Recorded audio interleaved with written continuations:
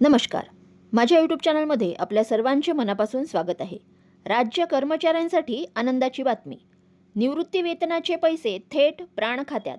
नवी नियमावली जारी. राज्य शासकीय अधिकारी आणि कर्मचाऱ्यांच्या निवृत्ती वेतनाबाबत राज्य शासनाने एक अत्यंत महत्त्वपूर्ण निर्णय घेतला आहे. चला तर जाणून घेऊयात काय आहे अत्यंत महत्त्वपूर्ण निर्णय. त्यापूर्वी चॅनलला पहिल्यांदा भेट देत असाल तर लाईक करायला विसरू नका, सबस्क्राईब करायला विसरू नका, नवीन अपडेट्ससाठी बेल आयकनला प्रेस करायला विसरू नका आणि माहिती आवडल्यास आपल्या सहकारी मित्रांना शेअर करायला देखील विसरू नका. राष्ट्रीय निवृत्तीवेतन प्रणाली आणि एकीकृत निवृत्तीवेतन योजनेअंतर्गत कर्मचाऱ्यांचे मासिक अंशदान आता थेट प्रत्येक महिन्याच्या शेवटच्या कामकाजाच्या दिवशी त्यांच्या प्राण खात्यात जमा होणार आहे.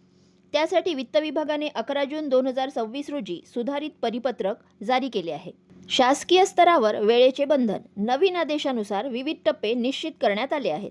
20 तारखेपर्यंत सर्व अधिकाऱ्यांना कर्मचाऱ्यांची वेतन देयके कोषागारात सादर करावी लागतील.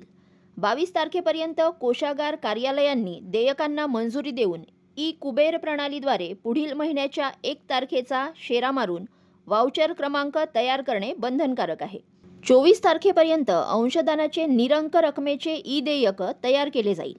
25 तारखेपर्यंत कर्मचारी व नियोक्त्याच्या वर्गणीची एकत्रित फाईल NPS प्रणालीवर अपलोड करून ट्रान्झॅक्शन ID मिळवावा लागेल. 29 ते 30 तारखेपर्यंत एकूण अंशदान रक्कम आहरित करण्यासाठी मुख्य लेखाशीरच्या अंतर्गत ई-वाउचर संस्कारित केले जाईल. पैसे थेट ई-कुबेरद्वारे विश्वस्त बँकेत. निवृत्तीवेतनाची रक्कम कोषागार कार्यालयाच्या स्थानिक खात्यात जमा न होता थेट ई-कुबेर प्रणालीच्या माध्यमातून विश्वस्त बँकेत वर्ग केली जाईल. यामुळे महिन्याच्या अखेरीस कर्मचाऱ्यांच्या वैयक्तिक खात्यात पैसे जमा होतील. याबाबतचे निर्देश अधिकारी आणि कर्मचाऱ्यांना देण्यात आले आहेत.